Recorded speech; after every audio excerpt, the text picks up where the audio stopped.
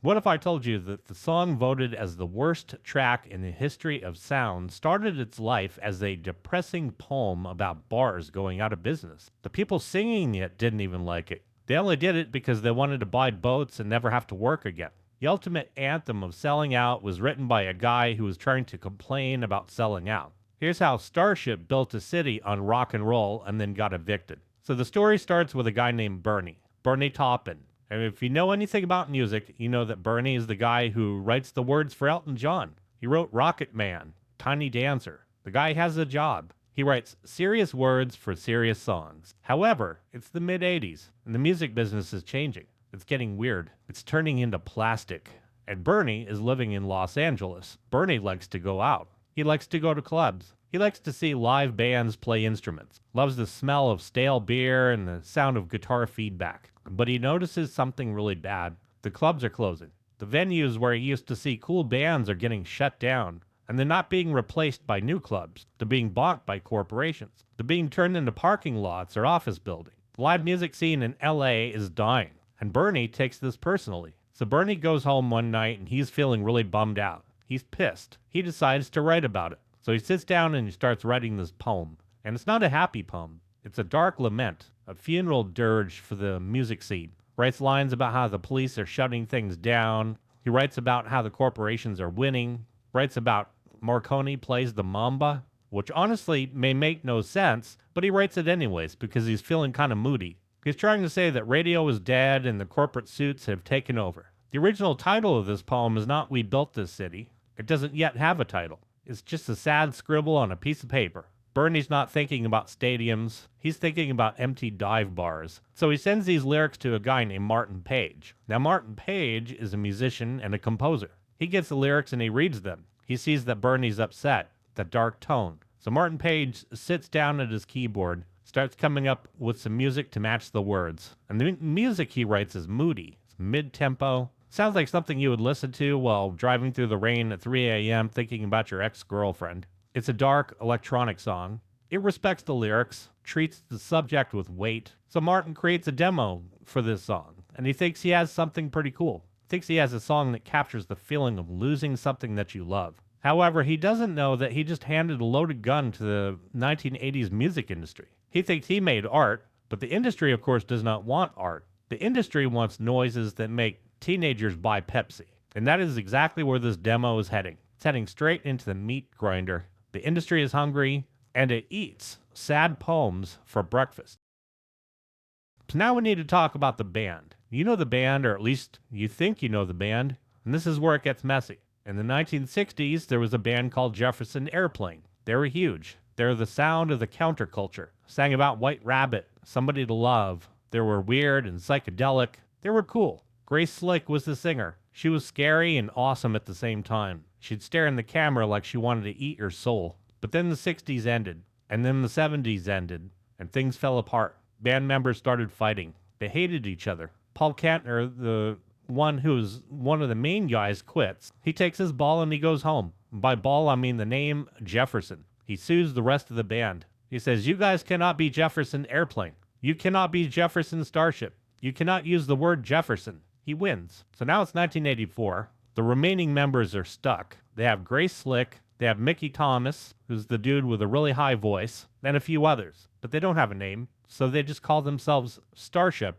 That's it. Just Starship. And they have a problem. They are old. Well, at least in pop star years, they're ancient. Grace Slick is in her mid-40s. In the MTV era, that's basically a dinosaur. And Grace Slick is tired. She doesn't want to start a revolution anymore. She doesn't want to fight the man. She wants to be the man. She looks at her bank account and she decides she wants it to be bigger. Grace Slick wants to retire. She wants to buy stuff. She's very open about this. She's not hiding it. She tells people that the band is a business. She says that she wants hits. She wants to tour, make a pile of money, and then go home and paint. And this is the mindset of the band in 85. They're not looking for artistic truth. They're looking for a paycheck, survival. They see what's happening on the radio. They see Madonna and Prince, synthesized pop music dominating the world, and they want a piece of that action. They don't care if they have to wear shoulder pads to do it. They're just ready to play the game. So Grace Slick gives the band marching orders. She tells them that they're going to make hits. She tells them they're going to make a whole hell of a lot of money,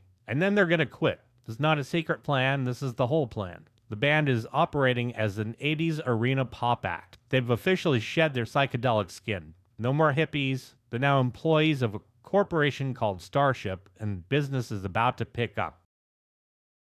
So the band needs a hit, and the label needs a hit, and they hire a producer named Peter Wolf. No, not the dude from the Jay Giles band. This Peter Wolf is an Austrian producer who knows how to make radios happy. He is a sound mechanic, fixes songs, takes rough edges, and he sands them down until they are smooth plastic. So Peter Wolf gets his hands on the demo tape from Martin Page and Bernie Taupin, listens to the sad mid-tempo song about clubs closing. He hates the vibe, thinks it's way too depressing, thinks it won't sell, so he gets to work. He starts changing things, and he changes a lot of things. First, he changes the music, takes out the moodiness, pumps up the tempo, adds a bunch of synthesizers, big booming drums, and makes it really bright, really loud, in your face, not in a hard metal way, but in this overly happy way. He turns the funeral dirge into a pep rally. Wants it to sound like a commercial, to sound like the 80s exploded in a glitter factory. And then he looks at the lyrics, sees Marconi plays the mamba, and he keeps that line, even though it still makes no sense. But he decides the song needs a chorus, needs a big, stupid hook that people can scream in their cars. So he adds that line, "We built this city. Ultimately, we built this city on rock and roll." Well, think about that line for a second. We built this city on rock and roll doesn't mean anything. No city is built on rock and roll. Cities are built on concrete and steel and zoning permits, in case you didn't know. But it sounds good. It sounds triumphant. Sounds like something a winner would say. And Peter Wolf doesn't care about the logic. He cares about that damn earworm. He wants the song to get so stuck in your head that it'll never leave and it will drive you out of your mind. Like what's happening to me right now as I'm voicing this video. Tonight's going to be one hell of a crappy sleep, I'll tell you that. But the band comes in to record it. Now remember, this is Grace Slick, the woman who sang White Rabbit. The woman who is an icon of the 60s. She stands in the vocal booth, puts on the headphones, hears this plastic synthesized track, sees the lyrics. She doesn't blink, just like on the thumbnail. She doesn't say, hey, this is garbage. She certainly doesn't say, hey, this is against every single thing I believe in. No, she sings it, puts her 100% heart and soul into it. Mickey Thomas gets in there, sings the high parts. They belt out the chorus, scream about building the city. They sell it, and they act like they mean it. But inside, they know exactly what they're doing. They are printing money. They're doing a job. And the production, it is slick and glossy. It's engineered to be played on FM radio between commercials for car dealerships. It has that specific 80s sound that hits you right in the face. So damn aggressive in its cheerfulness. Sickly sweet. It demands that you have a good time. It ignores the fact that the lyrics are still technically complaining about the music industry. The song has become the very thing the lyrics were warning about. A corporate product complaining about corporate products. At this point in time, in about 10 years or so, we're going to see that cycle back through again. But for now, nobody in the studio cares. They just want to finish the track and go to lunch. The song comes out in November 1985, and guess what? It works. It works perfectly. We Built This City rockets up the charts, hitting #1 on the Billboard Hot 100. That's friggin' huge. It's everywhere. You cannot escape this damn thing. It's in the mall, the car, it's at the dentist's office. Starship has done it. They have their hit, and they certainly have their money. They're playing stadiums. They're the kings and queens of the world. But then, of course, the hangover sets in. The money spends, but the smell stays. People start to actually listen to this song, and they start hating it. And I don't mean they dislike it. I mean nails on a chalkboard hate. Critics start tearing it apart. They call it soulless, the death of rock and roll. Fans of the old Jefferson airplane are just horrified. They look at Grace Slick and the music video dancing around with foam dice and bad hair, and they feel sick to their stomachs. They see it as a betrayal. Not just a bad song, it's a war crime against their youth. They see the band as total sellouts who traded their souls for a chart position. And the weirdest part?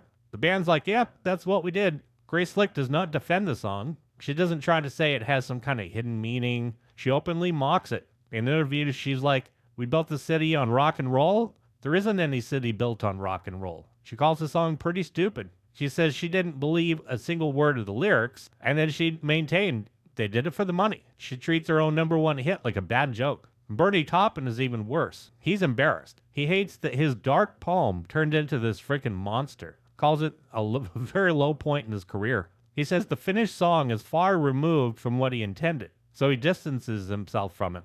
Wants people to know that he didn't mean for it to sound like a cheerleader squad on cocaine. He basically disowns it. So the song becomes a punching bag. Magazines like GQ run articles calling it the worst song of all time, call it the most detested song in human history. It tops almost every worst song list that ever gets published. Becomes a gold standard for bad 80s music, the symbol of everything that went wrong with corporate rock. Starship got exactly what they wanted. They got the hit, they got the cash. Grace Slick got to retire, but they paid for it with their reputation. They became a joke. They became the poster children for selling out. They proved that you can build a city on rock and roll, but you have to use garbage as the foundation. And eventually the smell gets out. Moral of the story, if you want to become really rich and retire, try to find the absolute stupidest, dumbest thing you possibly can do. And just do that a whole lot. Hell, do it nightly. And that, folks, is my personal advice to you.